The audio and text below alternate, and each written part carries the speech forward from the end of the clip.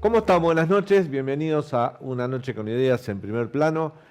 Hoy tenemos un programa muy especial.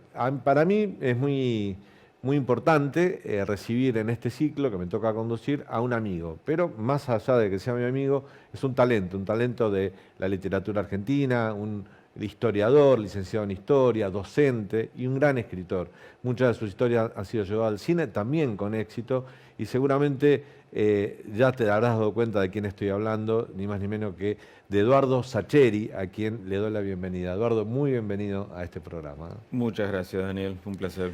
Bueno, la verdad tenemos un buen rato para hablar, Eduardo, pero arrancamos por tu última criatura, tu último libro, Nosotros dos en la tormenta, que es tu último libro, donde te metes en un tema, a ver, me parece a mí fuerte, ahí lo estamos viendo, ¿no? Nosotros dos en la tormenta, Eduardo Sacheri, de Editorial Alfaguara, un tema fuerte de una etapa donde poco se habla. ¿Por qué digo esto? Porque nos quedamos siempre en el regreso de Perón del 73, Seiza, todo lo que fue el enfrentamiento entre las facciones del peronismo, la lucha armada, por derecha, por izquierda, las organizaciones guerrilleras, e inmediatamente a los 70 nos lleva al golpe de Estado. Y a partir del 76 en adelante, hay literatura, hay investigaciones, hay periodismo, escritores, cineastas, todos abordaron lo que fue la tragedia de la dictadura. Y no digo que no se hizo, pero muy pocos abordaron esos años previos, 74 y 75. Y tu libro básicamente cuenta la historia de dos jóvenes amigos, Ernesto y Antonio, que militan en distintas organizaciones guerrilleras. Si mal no recuerdo el libro, es LERP y Montoneros. Eran amigos de la infancia, se querían mucho, pero militan en dos facciones distintas. Y todo ocurre en el año 75. Exacto, sí. Me pareció interesante, digamos, tenía ganas de que una de mis novelas se adentrara en esa realidad de la guerra revolucionaria. Me parece que es un tema muy poco tratado, incómodo a su manera, no sé por qué, pero incómodo, y con esa intención o con ese interés, el 75 es un año clave para aterrizar, porque si querés ir a los años formativos de esas organizaciones armadas, te vas a los 60. A fines de los 60, principios de los 70, pero si querés ir al momento en que más poderosas son esas organizaciones, por el número de sus miembros, por la cantidad de acciones armadas que llevan adelante, por lo cerca que se sienten de lograr su objetivo de la toma revolucionaria del poder, tenés que ir al 75. Esto de se sienten cerca es lo que ellos sienten.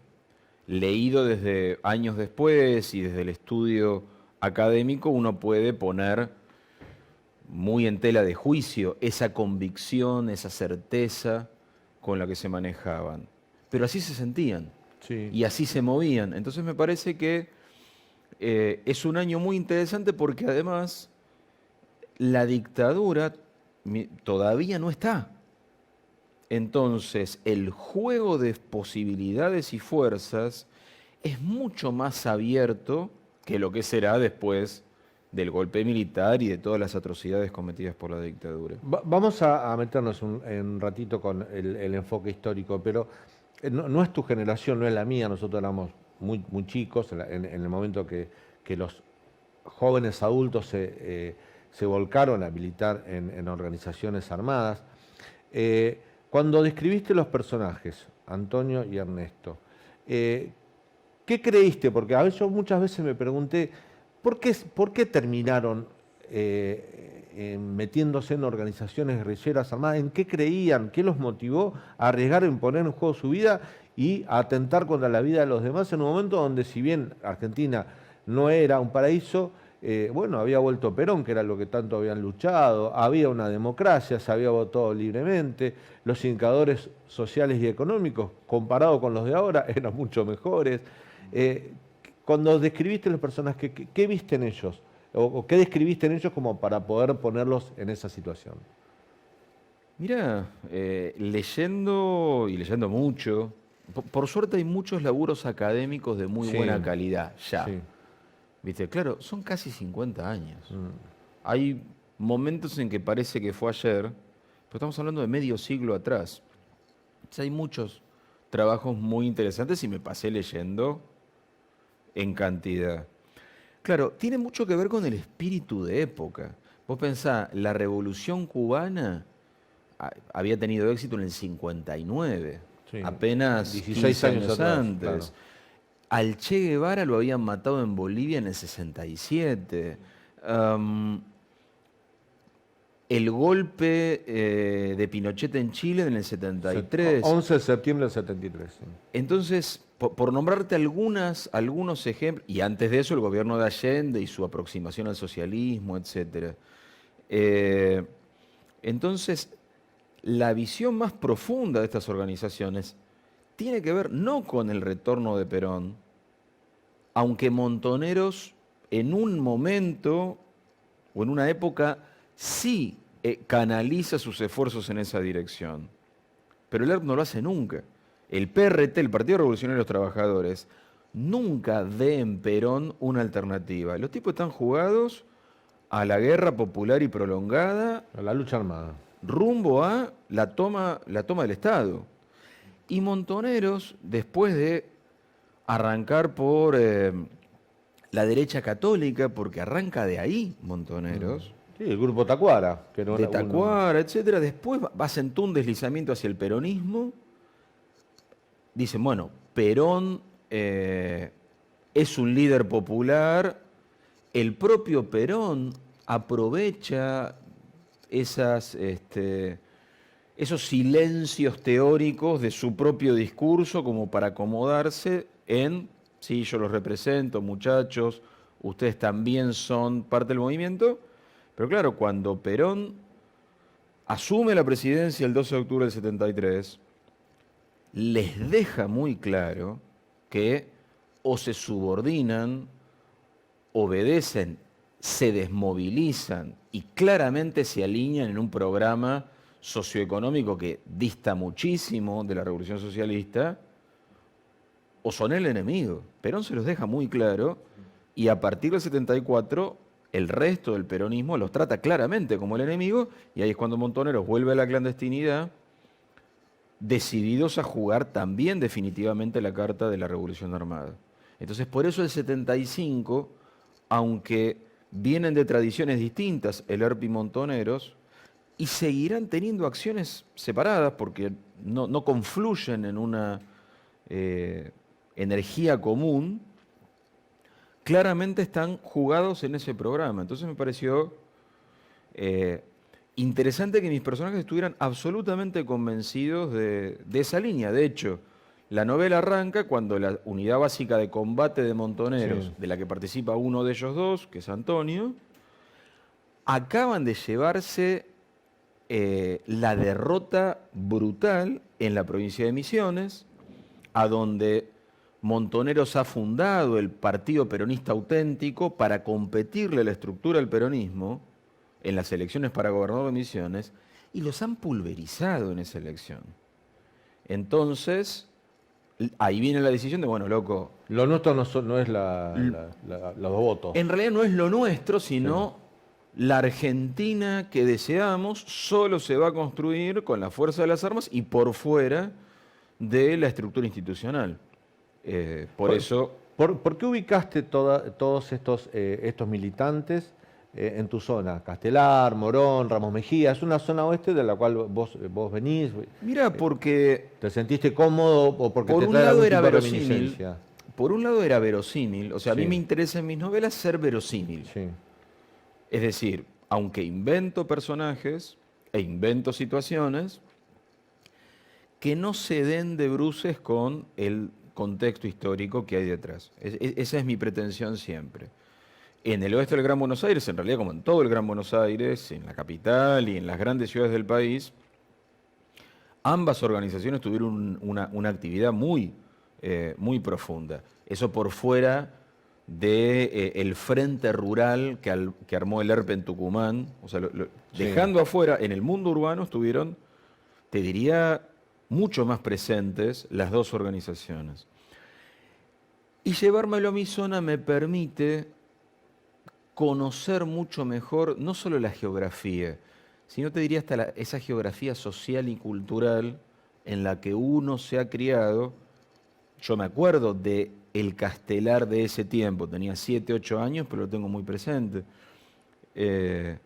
Y además el tipo de personaje que me gusta a mí siempre es el personaje chiquitito, pequeño, el último orejón del tarro de la realidad que sea. Sí. Si en el secreto de sus ojos son 2 empleados anónimos de un juzgado, bueno, acá son 2 militantes armados Claro, no, de base no totalmente. iba a ser Firmenich tu ¿Sabés que no? protagonista. Porque en general los personajes históricos conocidos me parece que te exigen un apego a su propia realidad, Claro. a su propia biografía, que me deja poco margen para la ficción. Mm. A mí no me gusta, no me hubiera gustado ponerle, tomar a Firmenich o a Santucho o a Isabel Perón o a López Rega e inventarles una novela que no tenga nada que ver con la realidad. Sería una falta de respeto, Sí. me parece, ¿entendés? Independientemente de cómo me caiga cada uno de esos Ya personajes. de por sí, el género, la novela histórica, te da un encuadre en el cual tenés límites para donde moverte. Porque, digamos, vos creas personajes en un momento de la historia en la cual todos conocemos y sucedió y, bueno, podés cambiar el rumbo de esa historia. Exacto, y con los personajes conocidos siento que esa tensión sería Ahí está. peor. En cambio, con mis personajes inventados, Claro. lo único que sí me importa es que cualquiera que haya vivido esa época y haya estado involucrado, no le desafine, ¿entendés? No me diga, no, mirá, Sacheri, no era esta la dinámica cotidiana de una célula del ERP. Eso me molestaría, ¿entendés? Ahora, esa célula del ERP o esa unidad básica de combate de montoneros son inventadas. Sus personajes son inventados, sus gentes son inventados con ese fondo histórico verdadero. En El secreto de sus ojos, de alguna manera, también tocas una parte de los 70. Sí, en realidad, cronológicamente, bueno, yo la novela la arranco en el gobierno, en la dictadura de Onganía. Sí. Es más amplio el arco temporal de la novela, pero para la película es como vos decís, Para la Daniel, nos quedamos con el 74-75. Esas Claro, cosas bueno, de síntesis del cine. El criminal es un culata, digamos, de la AAA, digamos, por decirlo de alguna manera. Claro, lo que pasa es que ahí nos detuvimos en otra, Claro. en otro costado en de otro ese costado gobierno de de Isabel. los 70 violento, claro. Claro, la AAA, el Ministerio de Bienestar Social, López Rega y nuestro asesino de la película terminaba de guardaespaldas de Isabel Perón por una Claro. serie de... Recién me dijiste que abordar esos años, 73, 76, antes del golpe, para ciertos creadores, escritores como vos, cineastas, investigadores, puede ser incómodo. ¿Por qué? Ojo, yo creo que la incomodidad excede a los creadores. Me parece que es una incomodidad generalizada. Bueno, pero son los que nos dan materia prima también a la gente de a pie para analizar y ver desde otra perspectiva una parte de la historia, ¿no? Mira, no lo sé. Supongo... Mira, me acuerdo con la Restauración Democrática, en el 83, 84, Sí. 86, sí se podía hablar. Y se podía hablar desde un consenso que deploraba toda forma de violencia. Sí. En ese periodo. Ese consenso creo que se fue erosionando y se fue rompiendo. En realidad, por donde se rompió primero, esta es mi interpretación, fue cuando Menem dicta los indultos, que Menem indulta a la cúpula de Montoneros junto con todos los militares de la Las Junta. juntas militares. Sí. Viste que en general en los indultos uno tiende a olvidar eso, Sí. pero Firmenich, Vaca Narvaja, Perdía, creo que son indultados en el mismo momento.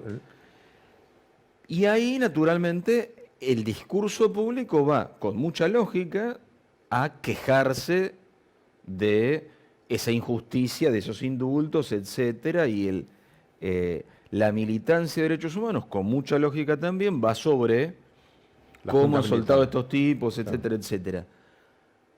Me da la sensación que las relecturas de este siglo han tendido a sentirse incómodos en dónde poner la lucha armada. Entonces, como se han sentido incómodos, mejor no hablar. Y creo que es lo peor que puedes hacer, porque cuando uno no habla respetuosa, conscientemente de las cosas, los discursos que terminan tratando de hacerse cargo son discursos desaforados. Entonces no te falta, te doy un ejemplo, no te falta el que, quejándose de que no se hable de esa etapa, te reivindica la dictadura. Claro. Bueno, también hay con esto no estoy diciendo que por hablar razonablemente no siga habiendo ese tipo de discursos, pero no dejar solo esos discursos totalmente antitéticos que... Pero ¿qué ha pasado? Vos, fíjate, hay un hecho también, vos hablabas del indulto de Menem, en el 2003, cuando Néstor Kirchner anula los indultos, solo anula los indultos de las juntas militares, no lo de las fuerzas, organizaciones guerrilleras. Me voy antes. Alfonsín, cuando le entrega el mando a Carlos Menem, estaban presos todas las juntas militares, generales, había una treintena de generales y de militares de alta jerarquía presos, estaban todas las cúpulas de las organizaciones guerrilleras, y estaba López Rega preso. Lo que pasa es que López Rega muere un mes antes de que asuma Menem, pero muere en la cárcel. López Rega, la AAA. O sea, Alfonsín entrega a todos los responsables de lo que fue la violencia, si querés, de los 70 hasta los 83, preso. Menem los indulta, a todos, López Rega no, porque ya digo, había muerto, a todos. Y después Néstor Kirchner anula el indulto parcialmente, solo el de las juntas militares, vuelven a estar presos Videla y compañía, pero no lo de las organizaciones guerrilleras. Y eso también despertó, esto que vos decías, que mucha gente, en la indignación y la bronca, termina reivindicando parte de la dictadura. Y ese es un problema también. Mira, yo creo que cada cual puede tomar la postura, las decisiones en el caso. Ahora, me parece que uno tiene que ser muy claro con sus argumentos, sus motivos, sus razones, y permitir el diálogo respetuoso. ¿Entendés? Entonces, tampoco está bueno que te vengan a correr intelectualmente con la idea de, si vos tenés una visión crítica sobre la violencia armada, estás igualándolo a la violencia del terrorismo de Estado. Esa atribución de significados, claro, es muy silenciadora, porque como a nadie, a mí y a mucha gente, no se nos ocurre equiparar. Por supuesto. Lo que pasa que es, o lo equiparás o no lo ves. Me parece que ese tipo de atajos intelectuales no están buenos. Pero claro, vos fíjate, llevamos un rato charlando de esto con todo nuestro tiempo y toda nuestra tranquilidad. Hay escenarios donde es muy difícil dejar claras estas cosas, pero me parece que lo mejor para evitar esto que te digo de cerriles reivindicaciones de la dictadura es poder hablar de todo. Poder hablar, aunque no necesariamente nos pongamos de acuerdo, pero poder hablar. Bueno, la política tampoco se ha puesto de acuerdo. Te doy otro ejemplo de los 70. La AAA fue una organización paraestatal apañada desde un gobierno, digamos, es Vox Populi, que en el Ministerio de Bienestar Social era un búnker de lo que era la derecha armada peronista.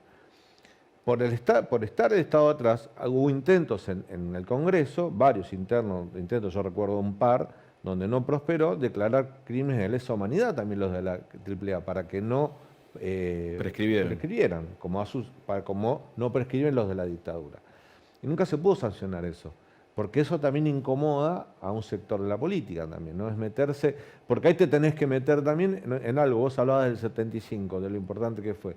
En el 75, Ítalo Argentino Luder firmó el decreto de aniquilamiento de las organizaciones guerrilleras. Aniquilamiento. Quien habló de aniquilamiento también fue un gobierno civil. Y uno no equipara la responsabilidad de la dictadura con ese decreto, pero también hay que contarlo esto. Bueno, vuelvo con lo que te decía, Daniel. Sí. Vos fíjate todo lo que...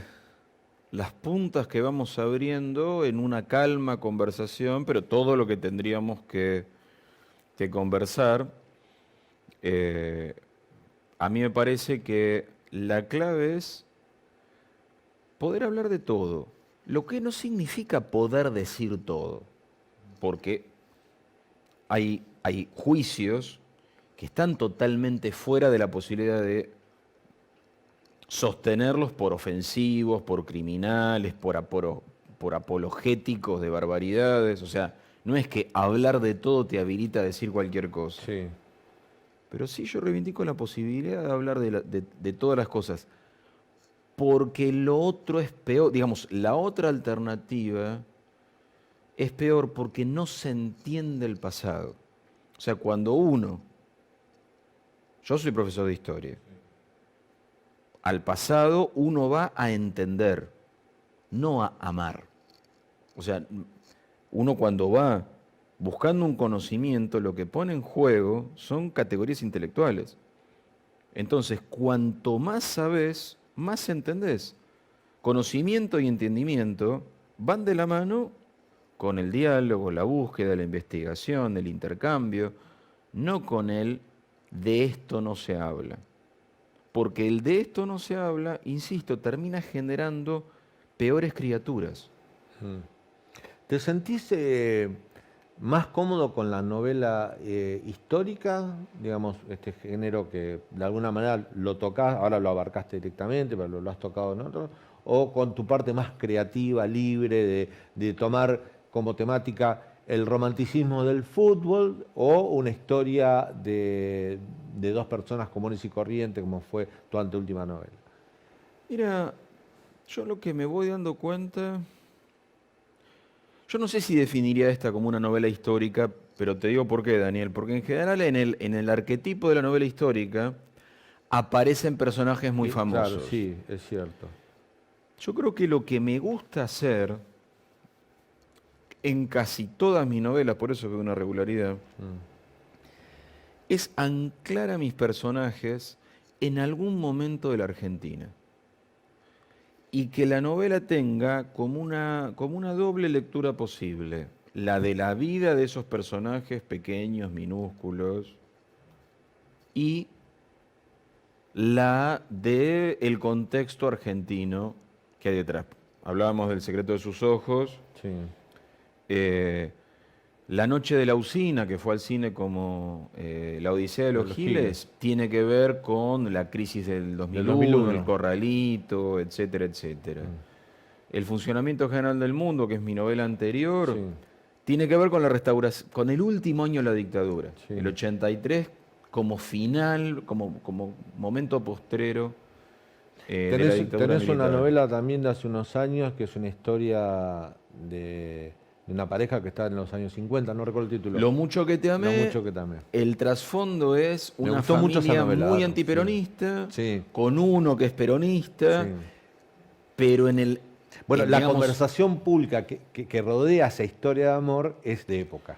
Por eso, Totalmente. claro, por eso, digamos, para ver, bueno, cómo era la discusión, pensando en el lector actual, bueno, Claro. que está acostumbrado a esto de kirchneristas, antikirchneristas, pum. Esto pasado en los ¿Cómo 50. era 60 o 70 años atrás, peronistas y antiperonistas, pero de los 50? Como te digo, me gusta en muchas de mis novelas que tenga este costado, este telón de fondo, y que vos puedas ver te queden como picando preguntas sobre la época en la que está situada la historia. Preguntas. ¿Por qué aclaro lo de preguntas? Porque yo no soy quien para dar respuestas. Claro. En todo caso, en esta novela, que es un tema tormentoso, etcétera, etcétera, hay como 10 puntos de vista en la novela. Está el de estos dos chicos, pero está el del padre de uno de ellos, el de los otros miembros de las células, el de víctimas de algunos de sus actos violentos. Entonces, ¿por qué hay? También cómo viven los padres de aquellos jóvenes que tomaron esa decisión, ¿no? ¿Pero por qué? Por respeto a vos como lector, de situate en esa ronda de puntos de vista donde vos te sientas cómodo. ¿La lucha armada te pareció un delirio, una locura, algo nefasto? Hay varios personajes que van a mirar esa realidad desde un modo que va a empatizar con el tuyo. ¿La lucha armada te pareció un hermoso sueño donde esos chicos apostaron su vida? También tenés un montón, varios puntos de vista que te permitirán leer la novela sin desafinar. ¿Cuál es mi posición? No importa. Pero tocas, a mí me pareció muy interesante esa parte donde tocas el sentimiento o el pesar que vivieron los familiares de los jóvenes que decidieron actuar en organizaciones guerrilleras. Quizá porque una historia cercana a mía tiene algo que ver, un profesor de matemáticas de mi hermano mayor, que era vecino nuestro en el barrio, bueno, militaba y desapareció, lo chuparon en la casa, y el papá vivió 1 año y pico más, y el papá se murió de tristeza, o sea, y eso es algo que en el barrio nos conmocionó mucho y todos vimos a don Atilio como se lo llevó, su vida se fue con el hijo cuando se lo llevaron, digamos, no aguantó. Y eso a veces vemos de un lado y de otro, pero no vemos las consecuencias, ¿no? de estas directas. Y bueno, a mí me parece la ventaja de nuevo de estos personajes pequeñitos que te digo, que me gusta construir, es que todos tienen una cotidianeidad, y una cotidianidad vincular. Todos son amigo de alguno, hijo de alguien, vecino de otro. Y me imagino, no lo sé, esta es una simple intuición, que tal vez para madres o padres que estuvieran de acuerdo con esa militancia armada, sin duda habría toda una cuota de nervios, tensión, ansiedad, pero habría por lo menos una, digamos, una sintonía ideológica que los ayudara. Uh-huh. En el caso de ese padre, no la hay. Hay un enorme amor por su pibe, sí, pero no solo no coincide con lo que el pibe está haciendo, sino con la evaluación que el pibe hace de cómo les está yendo. Entonces el padre vive con el corazón en la boca temiendo que lo maten. Punto. O sea, así de simple. Y yo lo pienso con mis hijos veinteañeros hoy, que sus decisiones, sus miedos, lo que yo veo como equivocaciones, me generan los niveles de preocupación, ansiedad, interés que me generan. No puedo ni siquiera representarme lo que puede haber sido para un padre, claro, como el de la novela. Así es. Eduardo, hacemos un break, una breve pausa. Nosotros ya volvemos. Está muy interesante esta charla con Eduardo Sacheri. Ahora nos vamos a salir de su último libro y nos vamos a meter en Eduardo Sacheri, escritor, y otras cosas muy interesantes que tiene para contarnos. Ya volvemos.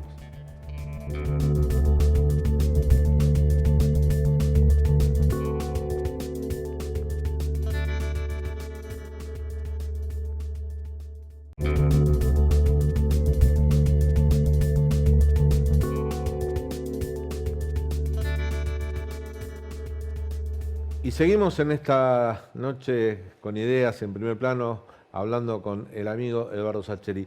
Eduardo, ¿qué lees? A ver, nunca te pregunté esto. Mira, leo mucha ficción, básicamente novelas o cuentos, salvo que esté trabajando específicamente en documentarme, claro, para una novela. donde ahí sí leo laburos académicos, o si estoy preparando algunos de estos libros de historia, de divulgación que empecé a escribir Sí. sobre la historia argentina del siglo XIX. Pero si no, leo novelas y cuentos. En general contemporáneo, digo, autores de esta época, y de vez en cuando vuelvo a mis clásicos, pero no vuelvo tanto.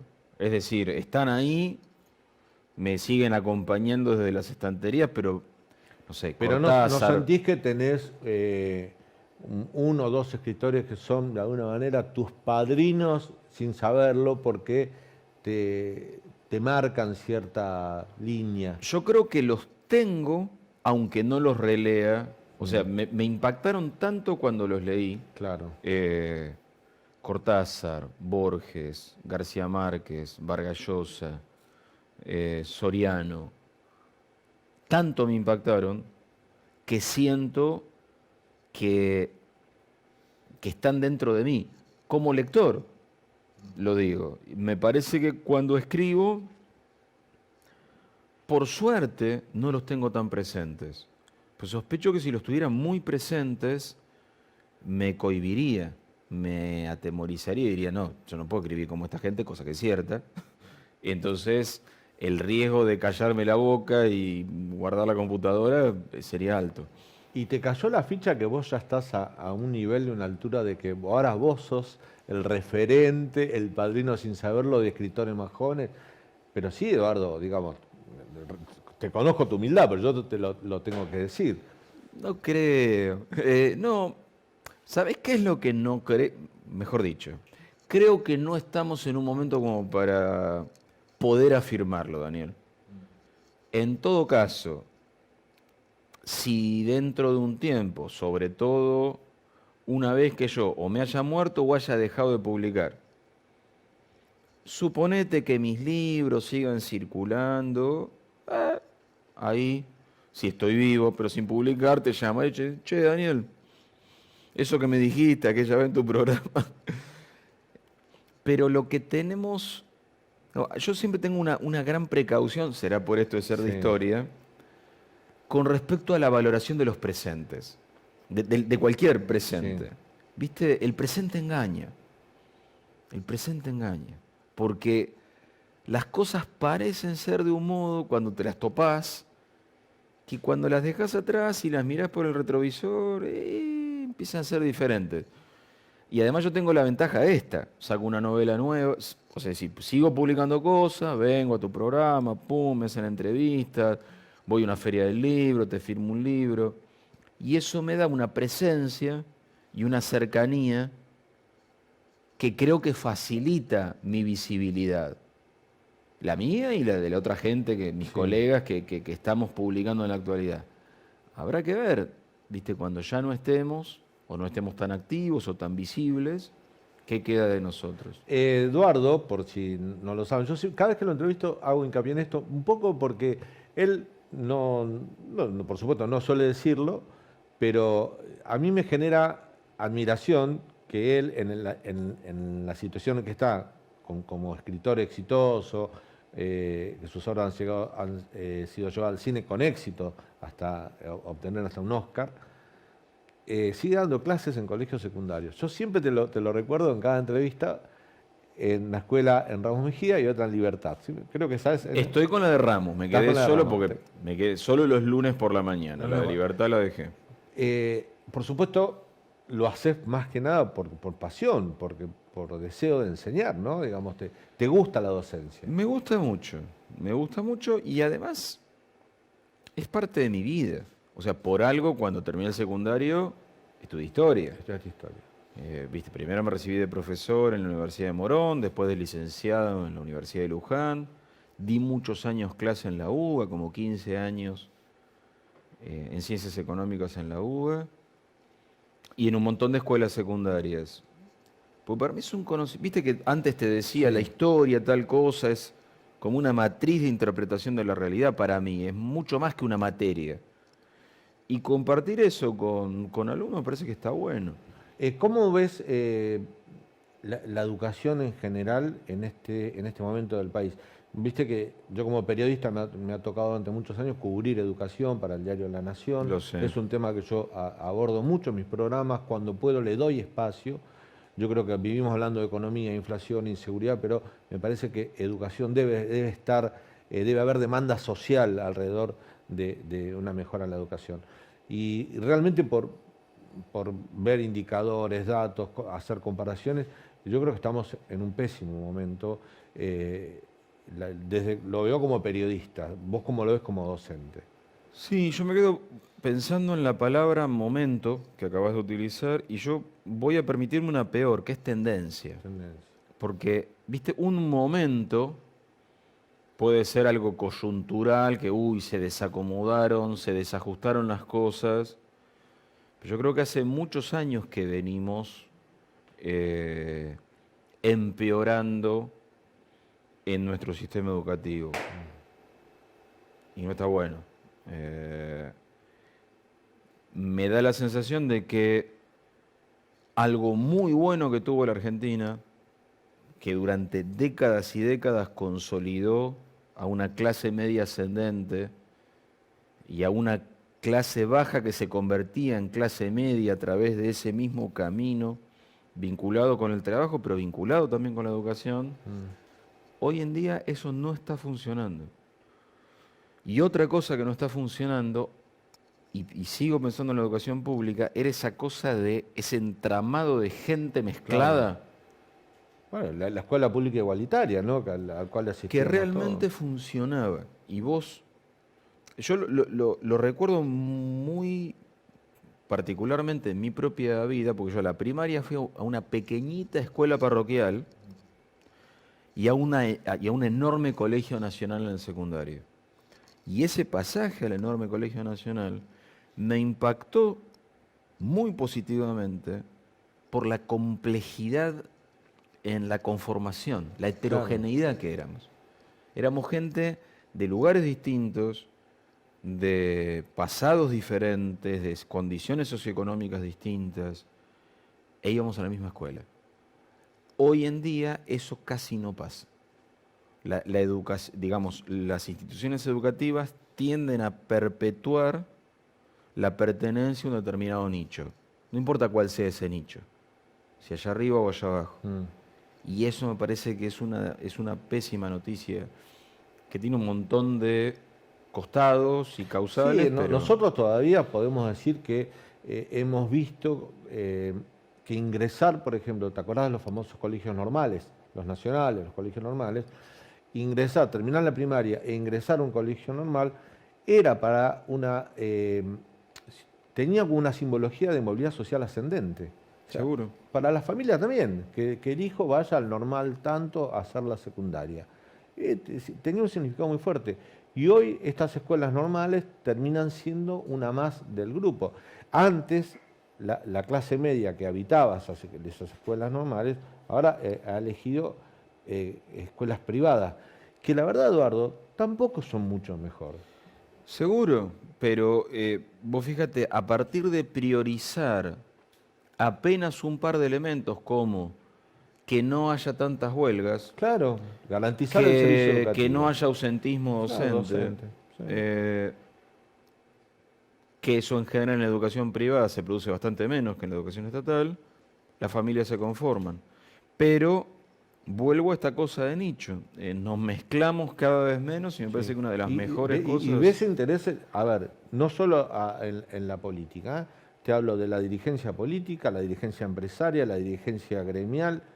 ¿Ves interés se dieron cuenta que la educación está como está? No, yo creo que hay un gran eslogan, digamos, todos se ven obligados a decir, no, la educación es prioritario, contra importante. Sí. Ahora, como cualquier cosa importante, requiere un montón de sacrificios y un montón de inversión.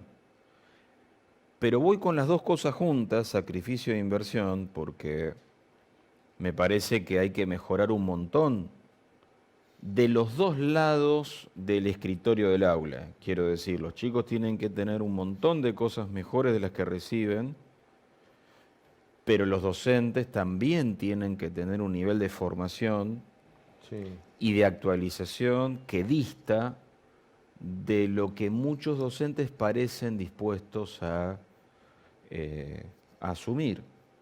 Lo cual me parece que no está bueno. ¿Será que yo me pongo, como sigo siendo un docente en actividad, miro mucho a mi colectivo? Y mi colectivo tiene de todo. O sea, Claro. tiene gente muy preparada, muy entusiasmada, muy estimulada. Con mucha vocación. Y también tiene un montón de gente que no está dispuesta, no está bien formada y no está dispuesta a formarse bien. Entonces eso entiendo que también tenemos que modificarlo. Y no es simpático. No es simpático lo que estoy diciendo. ¿Viste? Pero el asunto de, ay, mirá, los docentes somos todos patriotas, maravillosos, idealistas, geniales.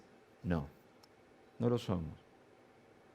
Por supuesto que hay algunos que lo son, y lo son remando contra lo que el sistema les propone. A ver, yo he hecho muchas notas, he viajado al interior, maestros rurales que caminan 50 kilómetros para dar clases en el impenetrable chaqueño, que viven con los alumnos prácticamente, viven en la escuela porque los chicos vienen del monte a la escuela, se van los fines de semana a Resistencia, a su ciudad, con la familia, pero de lunes a viernes no pueden ir y venir. Claro. He visto esfuerzos de docentes por educar a esos chicos, y he visto chicos en escuelas rurales o en situaciones tan difíciles, con buen nivel de aprendizaje, y uno dice, esto tiene vida, esto ¿Seguro? tiene chances, Seguro. pero eso no es el común denominador de toda la educación. No, por ahí eso, o está sea, el problema. hay lugares, cuando digo lugares no digo solo geográficos, sino hay sitios donde podemos mirar, detener la mirada y felicitarnos y emocionarnos, porque hay gente que trabaja así. Pero el sistema no tiene que funcionar en base a líricos, soñadores, sacrificados, poco menos que santos. Sí. No, tiene que laburar con un cuerpo docente sólido, preparado, muy bien remunerado, pero cosa de realmente reclutar talentos que no se vayan a otras profesiones. Claro. Y yo estoy diciendo esto y estoy seguro que alguno está escuchando, miralo. No, ahí. seguramente, porque bueno, Pero ¿sabes cuál es la ventaja? Que doy clase hace 25 años en la escuela y lo sigo haciendo. claro. Entonces no tengo ningún problema en sentarme a charlar con cualquier colega de nivel primario, Porque secundario, tenés universitario. tu experiencia, no estás opinando desde afuera, claro que sí. Eduardo, ¿cómo te llevas con las nuevas tecnologías, con las redes sociales? Te veo muy activo en Instagram con tu trabajo como escritor. ¿Es una necesidad o lo haces por placer? Mira, en realidad Instagram lo uso para hacer vivos leyendo cuentos. Sí, No sé usar Instagram. Y a propósito, no sé usarlo como usuario. Solo mi hija me dio las instrucciones de, bueno, mira, papá, ¿querés hacer un vivo? Tocás acá, haces esto. O sea, bien anacrónico. pero siempre te gustó leer tus cuentos. Lo hacías en la radio. Lo que Sí, pasa que te ¿sabés dónde gusta. lo empecé a hacer? En Libertad.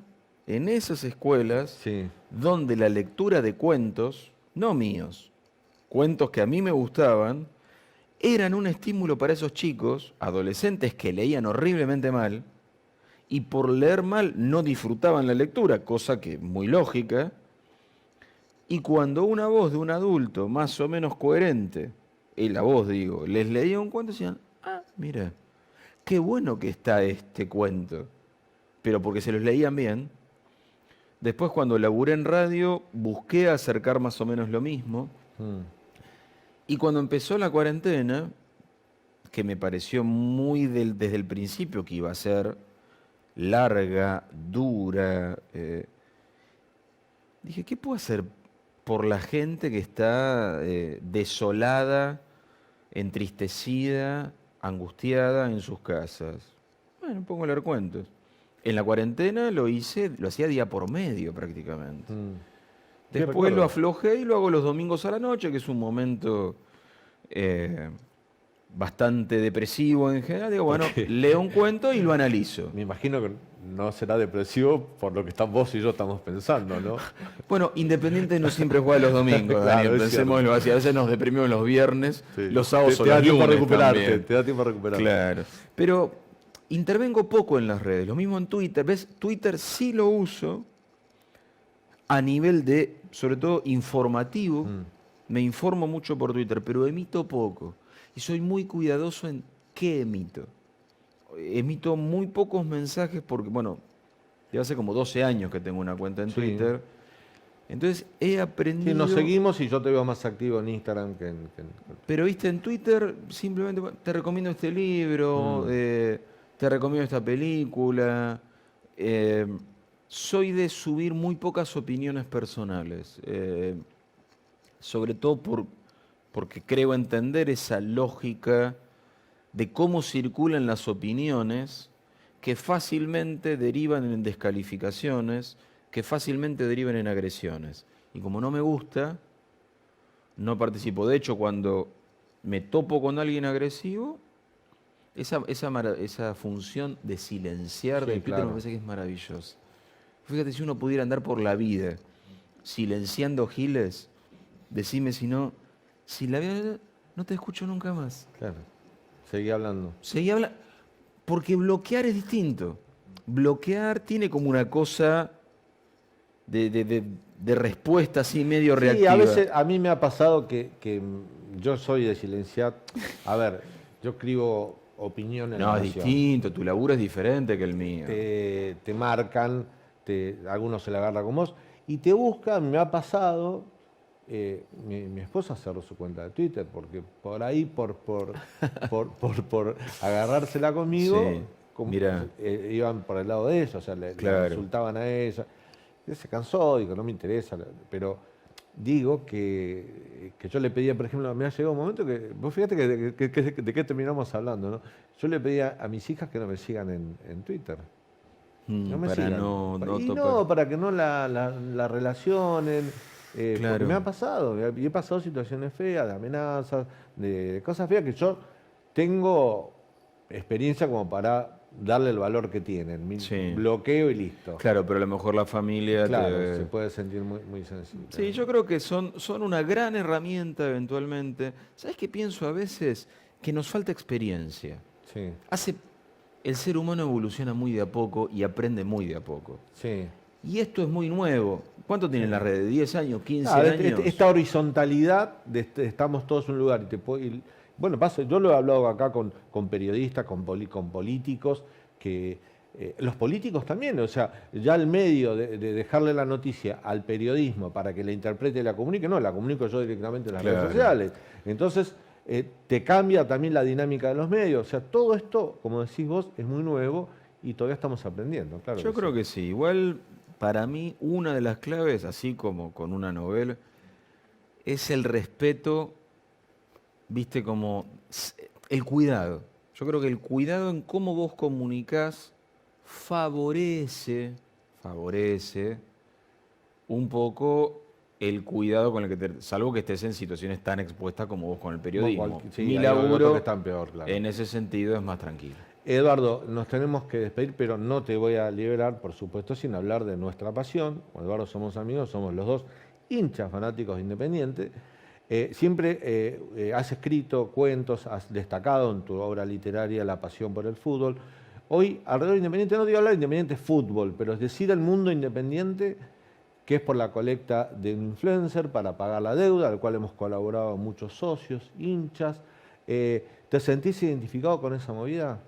Sí, sí, me siento, digamos, por supuesto que sería mejor no necesitarla. Claro. Y quienes hicieron faltar la plata, la devuelven. Claro, que no solo fueran perseguidos por la justicia, sino Sí. que esa justicia le dijera, señor, traiga sea la tan plata. amable de poner acá en la Sí. mesa todo lo que se llevó. Ahora, independientemente de eso, yo necesito que mi club subsista, Claro. porque es como nuestra familia. Entonces, si vos en tu familia tenés un problema, alguno miembro de tu familia hizo un desfalco y tu casa corre peligro, indudablemente te vas a enojar mucho con ese miembro de la familia y vas a tratar de hacer todo lo posible porque devuelva la plata. Pero independientemente de eso, tenés que pagar, Claro. tenés que juntar la plata. Yo creo que en Independiente, algo que me gusta mucho es que no se la estamos pidiendo a nadie.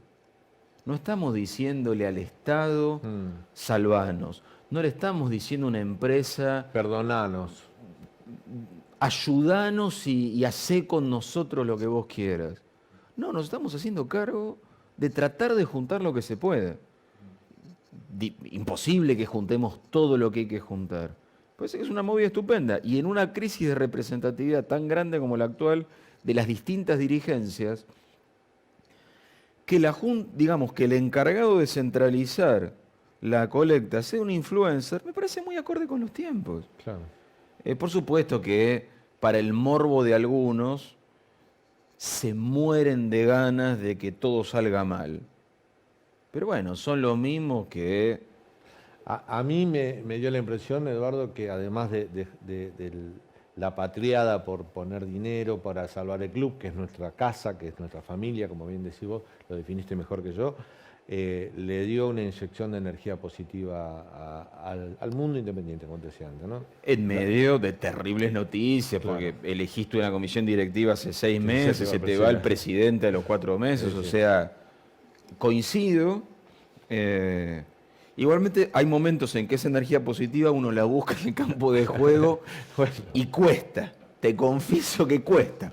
Pero bueno, no importa. Otro día nos juntamos a hablar de fútbol. ¿Cómo no? Eduardo, muchas gracias por venir, ¿eh? La verdad me A gustó vos, mucho Daniel. tenerte en el programa. Gracias. Nos vamos, ¿eh? La verdad que linda noche pasamos en primer plano. Nos reencontramos en la próxima con otro gran invitado. Ojalá que que la conversación esté a la altura de la que tuvimos hoy. Hasta la próxima.